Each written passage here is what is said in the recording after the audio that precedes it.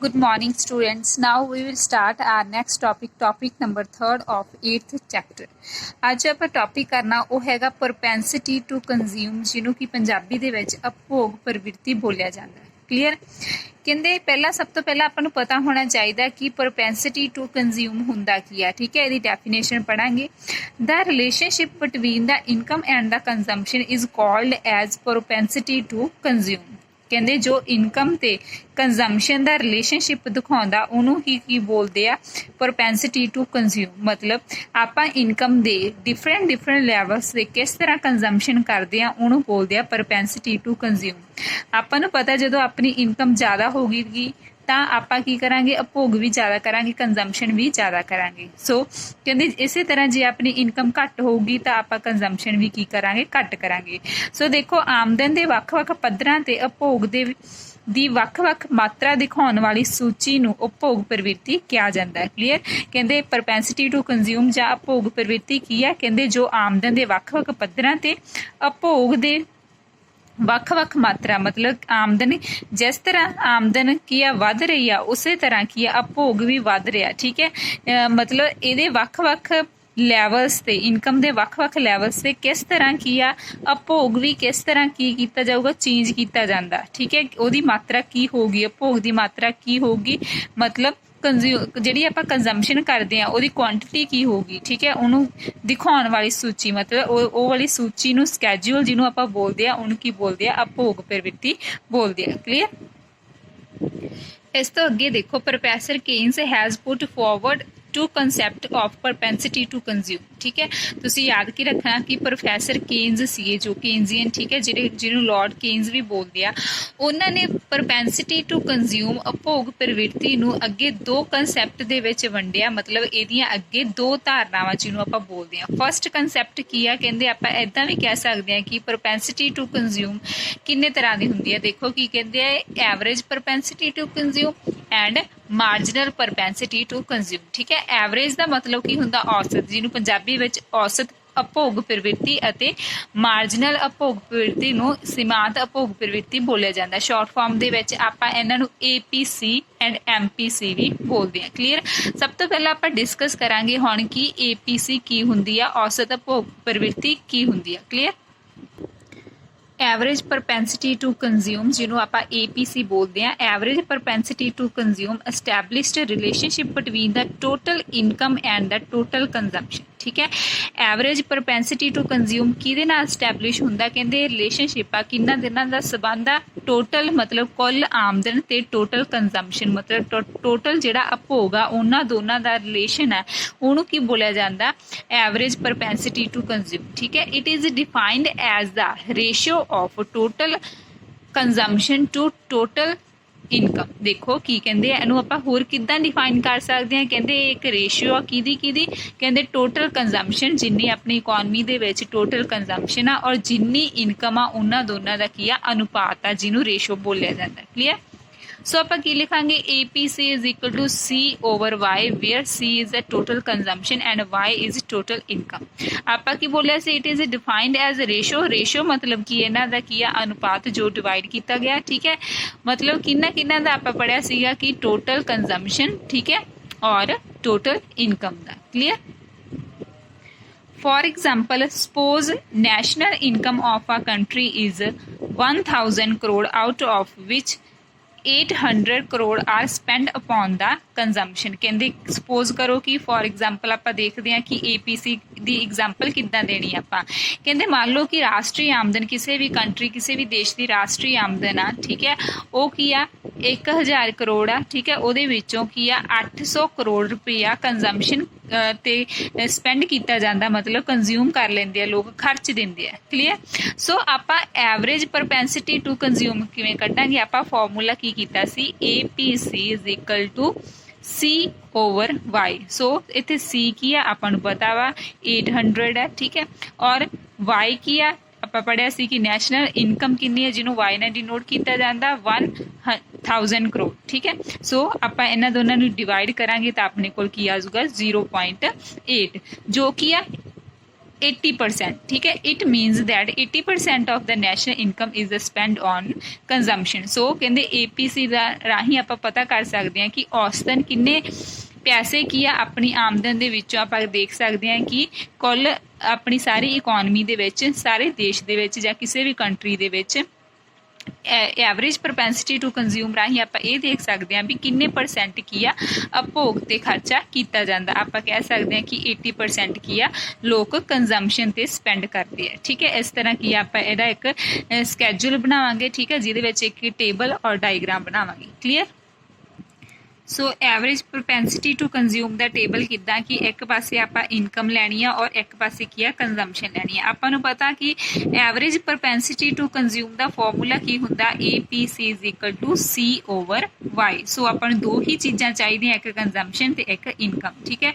Income ਆਪਣੀ economy ਦੀ ਉਦਾਂ ਹੀ ਆਪਾਂ ਕਰੋੜਸ ਦੇ ਵਿੱਚ ਲੈ ਕੇ ਚੱਲਾਂਗੇ ਕਿ 0 ਆ ਪਹਿਲਾਂ, ਫਿਰ 100, ਫਿਰ 200, ਫਿਰ 300, ਠੀਕ ਹੈ। ਕੰਜ਼ੰਪਸ਼ਨ ਕਿੰਨੀ ਆ, ਜਦੋਂ 0 ਇਨਕਮ ਹੁੰਦੀ ਹੈ ਤਾਂ ਕੰਜ਼ੰਪਸ਼ਨ ਮਤਲਬ ਮਿਨੀਮਮ ਲੈਵਲ ਆਫ ਕੰਜ਼ੰਪਸ਼ਨ ਬਣਿਆ ਰਹਿੰਦਾ। ਸੋ ਇਹ 50 ਸੀ, ਫਿਰ ਇਸ ਤੋਂ ਅੱਗੇ ਜਿੱਦਾਂ ਜਿੱਦਾਂ ਇਨਕਮ ਵੱਧਦੀ ਜਾਂਦੀ ਹੈ ਉੱਦਾਂ ਹੀ ਕੀ ਹੈ ਕੰਜ਼ੰਪਸ਼ਨ ਵੀ ਵੱਧਦੀ ਜਾਂਦੀ ਹੈ। ਫਿਰ ਕੀ ਹੈ ਇਹ 100 ਹੋ ਗਈ, ਠੀਕ ਹੈ, ਫਿਰ 150 ਐਂਡ 200 ਹੋ ਗਈ। ਕਲੀਅਰ। ਆਪਾਂ ਇਹ ਧਿਆਨ 'ਚ ਰੱਖਣਾ ਕਿ ਇਹਨਾਂ ਦਾ ਗੈਪ ਆ ਜੋ, ਠੀਕ ਹੈ, ਉਹ ਲੀਨੀਅਰ ਹੋਣਾ ਚਾਹੀਦਾ। ਮਤਲਬ ਕੀ ਹੈ ਇਹਨਾਂ ਵਿੱਚ ਗੈਪ ਕੀ ਹੈ ਸੇਮ ਹੋਣਾ ਚਾਹੀਦਾ, ਮਤਲਬ 50-50 ਦਾ ਗੈਪ ਆ ਰਿਹਾ। ਕਲੀਅਰ। ਹੁਣ ਦੇਖੋ ਆਪਾਂ APC ਕੀ ਪੜ੍ਹਿਆ ਸੀ ਕਿ C/Y ਦਾ ਫਾਰਮੂਲਾ। ਸੋ ਆਪਾਂ ਕੀ ਹੈ ਫਾਰਮੂਲੇ ਦੇ ਅਕੋਰਡਿੰਗ ਕੀ ਹੈ ਕੱਢ ਦਾਂਗੇ। ਸੋ ਫਸਟ ਪੁਆਇੰਟ ਤੇ ਕੀ ਆ ਆਪਾਂ ਕੀ ਕਿਹਾ ਸੀ, APC = C/Y। ਇੱਥੇ C ਕੀ ਆ 50, ਠੀਕ ਹੈ, Y ਕੀ ਆ 0। ਸੋ ਕੀ ਆ ਇਹ ਕੀ ਆ ਜਾਊਗਾ ਇਨਫਿਨਿਟੀ ਆ ਜਾਏਗਾ। ਕਲੀਅਰ। ਇਸ ਤੋਂ ਅੱਗੇ ਸੈਕਿੰਡ ਲੈਵਲ ਤੇ ਕੀ ਆ ਇਨਕਮ ਕਿੰਨੀ ਹੋ ਜਾਂਦੀ ਹੈ 100 ਹੋ ਜਾਂਦੀ ਹੈ ਤੇ ਕੰਜ਼ੰਪਸ਼ਨ ਵੀ 100 ਹੋ ਜਾਂਦੀ ਹੈ। ਸੋ 100/100 = 1। ਇਸ ਤੋਂ ਅੱਗੇ ਆਪਣੀ ਕੰਜ਼ੰਪਸ਼ਨ ਕੀ ਆ, ਕੰਜ਼ੰਪਸ਼ਨ ਹੈਗੀ ਆ ਆਪਣੀ 150, ਠੀਕ ਹੈ, ਤੇ ਇਨਕਮ ਕਿੰਨੀ ਆ ਆਪਣੀ 200। ਸੋ ਜਦੋਂ ਆਪਾਂ ਇਹਨੂੰ ਇਹਦੇ ਨਾਲ ਡਿਵਾਈਡ ਕਰਾਂਗੇ ਉਹ 0.75 ਆ ਜਾਊਗਾ, ਠੀਕ ਹੈ। ਲਾਸਟ ਦੇ ਵਿੱਚ ਵੀ ਇਦਾਂ ਹੀ ਆਪਾਂ ਉੱਪਰ ਕੀ ਹੈ ਕੰਜ਼ੰਪਸ਼ਨ ਲਵਾਂਗੇ ਤੇ ਕੀ ਹੈ ਨੀਚੇ ਇਨਕਮ ਲਵਾਂਗੇ। ਸੋ ਇਹਨਾਂ ਨੂੰ ਡਿਵਾਈਡ ਕਰਕੇ ਆਪਣੇ ਕੋਲ ਕਿੰਨਾ ਆ ਜਾਏਗਾ 0.66, ਠੀਕ ਹੈ। ਇਸ ਤਰ੍ਹਾਂ ਕੀ ਆ ਆਪਾਂ ਐਵਰੇਜ ਪ੍ਰੋਪੈਂਸਿਟੀ ਟੂ ਕੰਜ਼ਿਊਮ ਕੀ ਆ ਫਾਈਂਡ ਕਰ ਸਕਦੇ ਹਾਂ। ਕਲੀਅਰ। ਇਸ ਤੋਂ ਅੱਗੇ ਆਪਾਂ APC ਦੀ ਡਾਇਗ੍ਰਾਮ ਡਿਸਕਸ ਕਰਾਂਗੇ, ਜਿਹਦੇ ਵਿੱਚ ਇੱਕ ਸਾਈਡ ਤੇ ਆਪਾਂ Y ਐਕਸਿਸ ਤੇ ਕੀ ਲਵਾਂਗੇ ਕੰਜ਼ੰਪਸ਼ਨ ਤੇ X ਐਕਸਿਸ ਤੇ ਇਨਕਮ, ਠੀਕ ਹੈ। ਆਪਾਂ ਨੂੰ ਪਤਾ ਕਿ ਇਨਕਮ ਕਿਵੇਂ ਵੱਧ ਰਹੀ ਸੀ, ਇਹ 0 ਤੋਂ 100, 100 ਤੋਂ 200, 200 ਤੋਂ 300 ਜਾ ਰਹੀ ਸੀ, ਠੀਕ ਹੈ। ਉਦਾਂ ਹੀ ਕੀ ਆ ਕੰਜ਼ੰਪਸ਼ਨ ਕੀ ਸੀ, ਪਹਿਲਾਂ 0 ਸੀ, ਫਿਰ 100 ਹੋ ਗਈ, ਫਿਰ 150, ਫਿਰ 200, ਠੀਕ ਹੈ। ਇਦਾਂ ਹੀ ਕੀ ਆ ਆਪਾਂ ਨੂੰ ਪਤਾ ਵੀ ਇਹ ਜਦੋਂ ਕੀ ਸੀਗਾ ਕਿ 50 ਤੋਂ ਸਟਾਰਟ ਹੋ ਰਹੀ ਸੀ ਇਹ, ਠੀਕ ਹੈ। ਸੋ ਫਸਟ ਪੁਆਇੰਟ ਕੀ ਹੈ 50 ਹੈ ਇੱਥੇ। ਸੋ ਜਦੋਂ ਇਨਕਮ 0 ਸੀ ਤਾਂ ਫਸਟ ਪੁਆਇੰਟ ਕੀ ਸੀ ਆਪਣਾ ਆਹ 50। ਜਦੋਂ ਇਨਕਮ 100 ਹੋ ਗਈ ਤਾਂ ਆ ਵੀ 100 ਹੋ ਗਿਆ, ਠੀਕ ਹੈ। ਜਦੋਂ ਇਨਕਮ 200 ਹੋ ਗਈ ਵੱਧ ਕੇ ਆ 150 ਹੋ ਗਿਆ, ਠੀਕ ਹੈ। ਜਦੋਂ ਇਨਕਮ 300 ਹੋ ਗਈ ਤਾਂ ਇਹ 200 ਹੋ ਗਈ। ਇਸ ਤਰ੍ਹਾਂ ਕੀ ਆ ਆਪਾਂ ਇਹ ਪੁਆਇੰਟਸ ਮਿਲਾ ਕੇ ਆਪਣੇ ਕੋਲ ਕੀ ਆ ਇੱਦਾਂ ਇੱਕ ਲਾਈਨ ਬਣ ਜੂਗੀ, ਠੀਕ ਹੈ। ਹੁਣ ਦੇਖੋ ਜਿਹੜਾ ABC ਪੁਆਇੰਟ ਕੀ ਸ਼ੋ ਕਰ ਰਿਹਾ, ਕਹਿੰਦੇ ਇਹ ਕੀ ਆ ਐਵਰੇਜ ਪ੍ਰੋਪੈਂਸਿਟੀ ਟੂ ਕੰਜ਼ਿਊਮ ਆ ਜਦੋਂ ਕੀ ਆ ਇਨਕਮ ਕੀ ਸੀਗੀ ਫਸਟ ਤੇ ਤਾਂ ਕੀ ਆ ਆਪਣੀ ਇਨਕਮ ਦਾ ਪੁਆਇੰਟ ਕੋਈ ਵੀ ਨਹੀਂ ਆਇਆ ਸੀ, ਇਨਫਿਨਿਟੀ ਆ ਗਿਆ ਸੀ। ਸੋ ਦੇਖੋ ਆਹ ਵਾਲਾ ਪੁਆਇੰਟ ਆਪਾਂ ਡਿਸਕਸ ਨਹੀਂ ਕਰਾਂਗੇ। ਸੋ ਫਸਟ ਪੁਆਇੰਟ ਇਹ ਆ ਜਿੱਥੇ APC ਕਿੰਨੀ ਆਈ ਸੀ 100/100 1 ਆਈ ਸੀ, ਠੀਕ ਹੈ। ਇਸ ਤੋਂ ਅੱਗੇ ਕੀ ਆ B ਪੁਆਇੰਟ ਦੇ ਉੱਪਰ ਇਹਨੂੰ ਡਿਵਾਈਡ ਕਰ ਦਾਂਗੇ ਔਰ C ਪੁਆਇੰਟ ਦੇ ਉੱਪਰ। ਕਲੀਅਰ। ਸੋ ਇਹ ਕੀ ਆ ਆਪਣੇ ਕੋਲ ਐਵਰੇਜ ਪ੍ਰੋਪੈਂਸਿਟੀ ਟੂ ਕੰਜ਼ਿਊਮ ਦੀ ਕੀ ਆ ਕੰਜ਼ੰਪਸ਼ਨ ਦੀ ਲਾਈਨ ਬਣ ਜਾਏਗੀ, ਠੀਕ ਹੈ। ਇਸ ਤੋਂ ਆਪਾਂ ਨੂੰ ਕੀ ਪਤਾ ਲੱਗਦਾ ਕਿ ਜਿਵੇਂ ਜਿਵੇਂ ਇਨਕਮ ਆ ਉਹਦਾ ਲੈਵਲ ਵੱਧਦਾ ਜਾਂਦਾ, ਮਤਲਬ ਪਹਿਲਾਂ 100, 200, 300 ਇਹ ਵੱਧਦੀ ਜਾ ਰਹੀ ਹੈ ਇਨਕਮ, ਤਾਂ ਉੱਦਾਂ ਕੀ ਆਪਾਂ ਕਹਿ ਸਕਦੇ ਹਾਂ ਕਿ APC ਕੀ ਆ ਡਿਕਰੀਜ਼ ਹੋ ਰਿਹਾ, ਠੀਕ ਹੈ। ਮਤਲਬ APC ਦਾ ਮਤਲਬ ਕੀ ਹੈ ਪਹਿਲਾਂ ਇਹ 1 ਸੀ, ਫਿਰ 0.75 ਰਹਿ ਗਿਆ, ਫਿਰ 0.66 ਰਹਿ ਗਿਆ, ਠੀਕ ਹੈ। ਇਸ ਤੋਂ ਆਪਾਂ ਨੂੰ ਕੀ ਪਤਾ ਲੱਗਦਾ ਕਿ ਇਨਕਮ ਦੇ ਰਾਈਜ਼ ਹੋਣ ਦੇ ਨਾਲ ਕੀ ਹੁੰਦਾ ਜੋ ਆਪਣੀ ਇਨਕਮ ਆ ਠੀਕ ਹੈ, ਇਨਕਮ ਦੇ ਰਾਈਜ਼ ਹੋਣ ਦੇ ਨਾਲ ਕੀ ਆ ਜਿਹੜਾ APC ਆ ਉਹ ਕੀ ਹੁੰਦਾ ਘਟਦਾ ਜਾਂਦਾ। ਕਲੀਅਰ। ਸੋ ਤੁਸੀਂ ਆਹ ਪੁਆਇੰਟ ਲਿਖਣਾ ਕਿ ਦਸ ਵੈਨ ਇਨਕਮ ਇਨਕਰੀਜ਼ਸ, ਜਦੋਂ ਇਨਕਮ ਇਨਕਰੀਜ਼ ਹੁੰਦੀ ਆ ਤਾਂ APC ਡਿਕਲਾਈਨਸ, ਤਾਂ APC ਕੀ ਆ ਘਟ ਜਾਂਦਾ। ਇਸੇ ਨਾਲ ਕੀ ਆਪਣਾ ਜਿਹੜਾ APC ਆ ਉਹ ਬਿਲਕੁਲ ਕੀ ਆ ਫਿਨਿਸ਼ ਹੋ ਗਿਆ। ਸੋ ਇਸ ਤੋਂ ਅੱਗੇ ਆਪਾਂ ਡਿਸਕਸ ਕਰਾਂਗੇ ਕਿ ਮਾਰਜਨਲ ਪ੍ਰੋਪੈਂਸਿਟੀ ਟੂ ਕੰਜ਼ਿਊਮ ਕੀ ਹੈ, ਠੀਕ ਹੈ, ਜਿਹਨੂੰ MPC ਬੋਲਿਆ ਜਾਂਦਾ। ਮਾਰਜਨਲ ਪ੍ਰੋਪੈਂਸਿਟੀ ਟੂ ਕੰਜ਼ਿਊਮ, ਜਿਹਨੂੰ ਪੰਜਾਬੀ ਦੇ ਵਿੱਚ ਆਪਾਂ ਸੀਮਾਂਤ ਉਪਭੋਗ ਪ੍ਰਵਿਰਤੀ ਬੋਲਦੇ ਹਾਂ, is defined as a ratio of change in consumption to change in income. Clear. ਕਹਿੰਦੇ ਮਾਰਜਨਲ ਪ੍ਰੋਪੈਂਸਿਟੀ ਟੂ ਕੰਜ਼ਿਊਮ ਮਤਲਬ MPC ਕੀ ਆ, ਕਹਿੰਦੇ ਇਹ ਰੇਸ਼ੀਓ ਆ, ਕਿੰਨਾ ਦੀ ਰੇਸ਼ੀਓ, ਕਿੰਨਾ ਦਾ ਅਨੁਪਾਤ ਆ, ਕਹਿੰਦੇ ਚੇਂਜ ਇਨ ਕੰਜ਼ੰਪਸ਼ਨ, ਜਿੰਨਾ ਚੇਂਜ ਕਿਹਦੇ ਵਿੱਚ ਆਉਂਦਾ consumption over change in income, ਠੀਕ ਹੈ, ਇਨਕਮ ਦੇ ਵਿੱਚ ਕਿੰਨਾ ਚੇਂਜ ਆਉਂਦਾ, ਉਹਨਾਂ ਦੋਨਾਂ ਦੇ ਅਨੁਪਾਤ ਨੂੰ ਕੀ ਬੋਲਿਆ ਜਾਂਦਾ, marginal propensity to consume. Clear. So ਆਪਾਂ ਇਹਦਾ ਫਾਰਮੂਲਾ ਕੀ ਲਿਖਾਂਗੇ, MPC is equal to change in consumption over change in income. So ਦੇਖੋ ਇਹਨੂੰ ਕੀ ਹੈ, ਚੇਂਜ ਇਨ ਨੂੰ ਆਹ ਵਾਲਾ ਸਾਈਨ ਦਿੱਤਾ ਜਾਂਦਾ, ਠੀਕ ਹੈ, ਡੈਲ ਦਾ ਸਾਈਨ ਦਿੱਤਾ ਜਾਂਦਾ। ਸੋ ਦੇਖੋ change in C over change in Y, ਇਹ ਕੀ ਆਪਣੇ ਕੋਲ ਫਾਰਮੂਲਾ ਆ ਜਾਂਦਾ। ਇਸ ਤੋਂ ਅੱਗੇ ਦੇਖੋ ਫੋਰ ਐਗਜ਼ਾਮਪਲ ਕਹਿੰਦੇ ਕਿਸੇ ਵੀ ਇਕੋਨਮੀ ਦੇ ਵਿੱਚ ਉਹਦੀ ਨੈਸ਼ਨਲ ਇਨਕਮ ਕੀ ਆ, ਪਹਿਲਾਂ ਕੀ ਆ 100 ਕਰੋੜ ਹੁੰਦੀ ਆ, ਫਿਰ ਉਹ 200 ਕਰੋੜ ਹੋ ਜਾਂਦੀ ਆ। ਮਤਲਬ ਆਪਾਂ ਕੀ ਦਿਖਾਉਣਾ, ਚੇਂਜ। ਕਹਿੰਦੇ ਇਕੋਨਮੀ ਦੀ ਇਨਕਮ ਦੇ ਵਿੱਚ ਕਿੰਨਾ ਚੇਂਜ ਆਇਆ, ਪਹਿਲਾਂ ਇਨਕਮ ਕੀ ਆ, ਪਹਿਲਾਂ 100 ਤੋਂ 200 ਹੋ ਗਈ, ਉਹਦੇ ਨਾਲ ਕੀ ਹੋ ਗਿਆ, ਪਹਿਲਾਂ ਕੀ ਸੀ, ਜਿਹੜਾ ਕੰਜ਼ੰਪਸ਼ਨ ਐਕਸਪੈਂਡੀਚਰ ਸੀਗਾ ਉਹ ਪਹਿਲਾਂ 50 ਕਰੋੜ ਸੀ, ਫਿਰ ਉਹਦੇ ਤੋਂ ਵੱਧ ਕੇ ਉਹ 100 ਕਰੋੜ ਹੋ ਗਿਆ। ਸੋ ਕਹਿੰਦੇ ਆਪਾਂ ਇਹਨਾਂ ਦੋਨਾਂ ਦਾ ਚੇਂਜ ਕੱਢ ਲੈਣਾ, ਚੇਂਜ ਕਿੰਨਾ ਆਇਆ ਆਪਾਂ ਨੂੰ ਪਤਾ, ਪਹਿਲਾਂ ਕੀ ਆ ਇਨਕਮ ਕਿੰਨੀ ਸੀਗੀ 100 ਸੀਗੀ, ਠੀਕ ਹੈ, 100 ਤੋਂ 200 ਕਰੋੜ ਹੋ ਗਈ, ਮਤਲਬ ਇਹਦੇ ਵਿੱਚ ਕਿੰਨਾ ਚੇਂਜ ਆਇਆ 100 ਕਰੋੜ ਦਾ। ਸੋ ਕਹਿੰਦੇ ਜਿਹੜੀ ਕੰਜ਼ੰਪਸ਼ਨ ਸੀਗੀ ਪਹਿਲਾਂ ਕੀ ਸੀਗਾ 50 ਸੀ, 50 ਤੋਂ ਵੱਧ ਕੇ ਕਿੰਨੀ ਹੋ ਗਈ 100 ਹੋ ਗਈ, ਤਾਂ ਕਿੰਨੇ ਦਾ ਚੇਂਜ ਆਇਆ 50 ਦਾ ਚੇਂਜ ਆਇਆ। ਸੋ ਆਪਾਂ ਨੂੰ ਕੀ ਪਤਾ ਲੱਗ ਗਿਆ, ਆ ਕੀ ਸੀ ਚੇਂਜ ਇਨ Y, ਆ ਕੀ ਸੀਗਾ change in C। So MPC is equal to change in C over change in Y। So 50 over 100 is equal to 0.5, ਮਤਲਬ ਜਿਹੜਾ 50% ਆ ਕੀ ਆ ਐਡੀਸ਼ਨ ਹੋਈ, ਉਹਦੇ ਵਿੱਚ ਆਪਾਂ ਕਹਿ ਸਕਦੇ ਹਾਂ ਕਿ ਇਨਕਮ ਦੇ ਵਧਣ ਦੇ ਨਾਲ 50% ਕੀ ਆ ਐਡੀਸ਼ਨ ਹੋਈ ਕੰਜ਼ੰਪਸ਼ਨ ਦੇ ਵਿੱਚ। ਸੋ ਕੀ ਆ ਇਹ ਆਪਾਂ ਕੀ ਕਹਿ ਸਕਦੇ ਹਾਂ ਕਿ MPC ਕਿਹਨੂੰ ਦਿਖਾਉਂਦਾ, ਚੇਂਜ ਨੂੰ ਦਿਖਾਉਂਦਾ, ਵੀ ਜਿੰਨਾ ਇਨਕਮ ਵਿੱਚ ਚੇਂਜ ਆਉਂਦਾ ਉਹਦੇ ਨਾਲ ਕੰਜ਼ੰਪਸ਼ਨ ਦੇ ਵਿੱਚ ਕਿੰਨਾ ਚੇਂਜ ਆਊਗਾ। ਕਲੀਅਰ। ਇਸ ਤੋਂ ਅੱਗੇ ਦੇਖੋ ਇਹਦਾ ਟੇਬਲ ਕਿੱਦਾਂ ਬਣੂਗਾ, ਆਪਾਂ ਉਦਾਂ ਹੀ ਆਪਾਂ ਨੂੰ ਕੀ ਚਾਹੀਦਾ, MPC ਦੇ ਵਿੱਚ Y ਐਂਡ C ਚਾਹੀਦੀ ਆ। ਸੋ Y ਕੀ ਆ ਆਪਾਂ ਲੈ ਲੈਣੀ ਆ 200 3 4 5, ਠੀਕ ਹੈ, ਉਦਾਂ ਹੀ 100 ਦਾ ਗੈਪ ਆ ਰਿਹਾ ਇਹਦੇ ਵਿੱਚ।